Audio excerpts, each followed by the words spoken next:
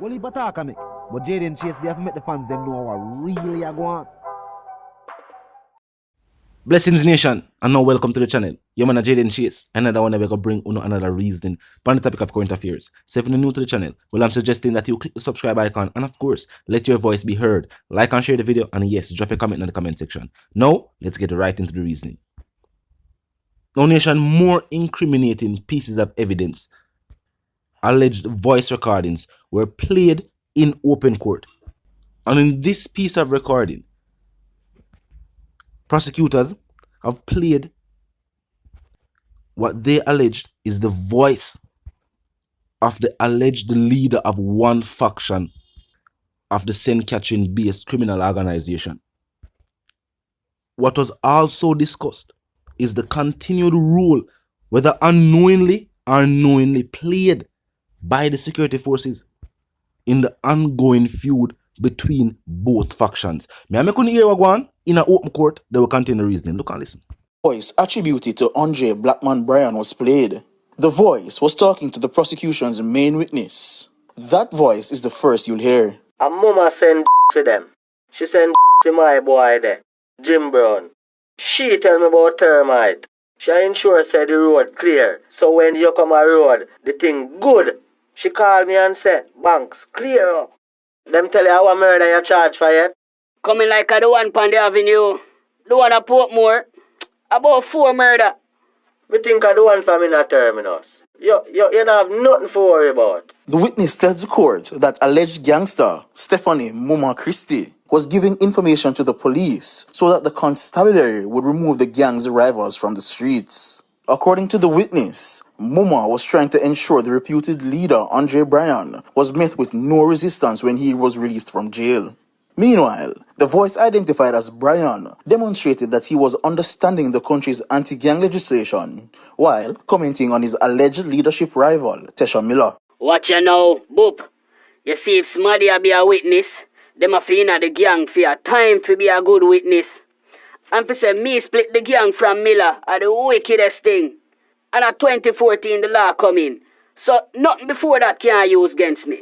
William Mitchell, Foundation Wide News Now. The Klansman gang trial on Friday told the court how top-tier members of the gang would attempt to use members of the constabulary to unwittingly remove their rivals from the streets. A voice believed to be that of reputed gang leader Andre Blackman Bryan was also heard for the first time on tape.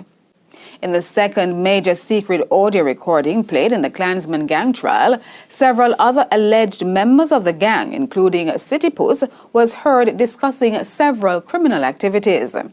William Mitchell leads this dramatic reenactment. As soon as the recordings started, the discussions quickly turned to crime. Shortly after City Post and another reputed gangster ended one conversation, another started about 5 guns. But both people appear to struggle to hear each other, and the conversation quickly dies. Another piece of audio seems to be of a gangster who was upset that he didn't get his hands on some guns. The person on the tape says he's been trying to run a program on another unnamed person. Running a program is street lingo for killing someone. But those conversations were the warm-up. Soon after, a voice... Yes, Nation. Now, based on these recordings, it is of course the defense job to defend. But Nation, do you think at this point, with the fact that these recordings have been allowed to be played, if this is it for Bryan and his co-accused? As stated, this was a recording that prosecutors alleged had his voice on it. And of course, for those who don't understand the reason for the recordings being used or played in open court, and the reason why the defense objected strongly to these recordings being used, the aim of these recordings is to establish what has been stated by the prosecutor's witness and by the prosecutors themselves, that these individuals are indeed members of said organization, and that the conversations that jurors and now the public are overhearing are conversations pertaining to criminal matters, And if this is true and these individuals are indeed discussing criminal activity, then prosecutors' case is that they must be part of this said organization. And it got hard for the defense prove otherwise. And that is why the recordings was something that the defense did not want to be admitted into, evidence and used in open court. The thing is, on the Jamaican island, people are extremely concerned with the state of crime and violence. And having individuals who are said to be members of a well-known and well-organized syndicate and trial, of course, prosecutors, elected officials, and even people, regular common citizens, that some kind of victory for the prosecution would send a signal that the justice system is indeed working. The previous trial of alleged organization members was a win for the prosecutors. The trial might not have been as big as this one, but was the same thing. As long as these individuals are placed as members of this organization, and the organization is then exposed to be a part of different types of criminal activity, then of course the people will be calling for the justice. But again, I think there's a whole heap of work to be done in the justice system. I feel like issues of security definitely tie into issues of justice, and are two sectors where the system needs to pay keen attention to. We have also heard that the JCF has heard the call of the people and said that they plan to spend $1 billion on investigations.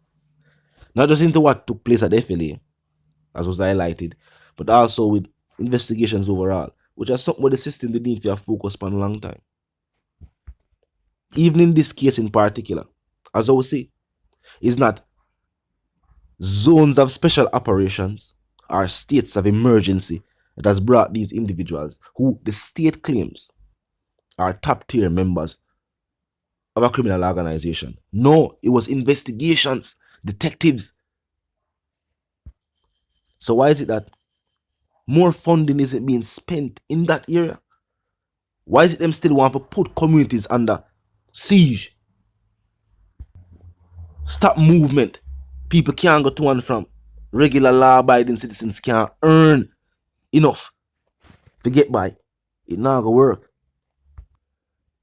Increasing pressure on law-abiding civilians will only push citizens to think and act in ways outside of the law. Look on it. When they put something like a curfew in place, that make a law-abiding citizen who simply go a shop, stay too long, and is now on their way home, would I be breaking the law just by being out past the hours we for out? Obviously, new tactics and new measures have to be put in place for the people and get the results where they must seek. But talk to me. Let me know if you agree. Let me know if you feel like, despite this major trial being paraded in the media as a triumph for justice, it also highlights the fact that proper funding is not being spent on the right areas for the people and say any form of reduction of crime and violence. Because having soldiers and officers stationed outside of a community has done nothing in the past to stop crime. That's just the facts. Citizens of those communities have stated that the officers and the soldiers on the ground, the boots on the ground, have stated that this is not the solution. This is not the solution. So obviously a new approach has to be found. The approach of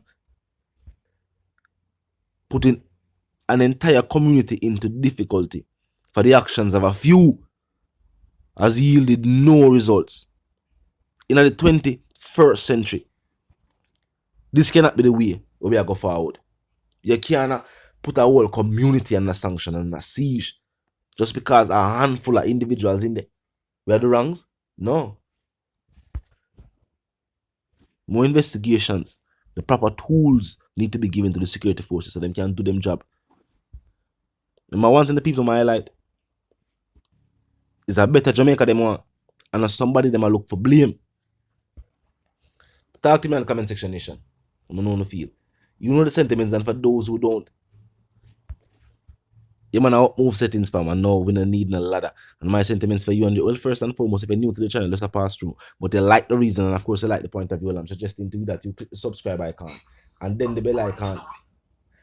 And then put it on all. And this is how you know it'll be notified of all fresh content as soon as fresh content is uploaded and made available for you right here upon the platform. Of course, the like icon is also in close proximity to the share icon. So you can drop a like and bust a share. Tell a friend, tell them sister and them brother them. Check out or check out the reason. Join the discussion via the comment section as stated.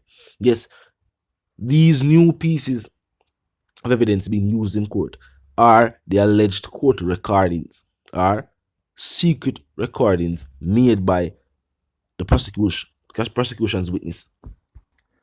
And in this particular piece, the prosecutors allege that this is the voice of the alleged leader of the St. Catherine, or one faction of the St. Catherine based organization. But not so the defense go forward back from this, but talk to me in the comment section when we know how to feel. Until the reason again, of course, you know the sentiments. Live, love, and prosper. Yes, stay tuned. Share the video. Drop a like. You know what I mean? If you're not subscribe yet, subscribe icon, then the bell icon. At the opportunity this. You stay tuned until the reason again.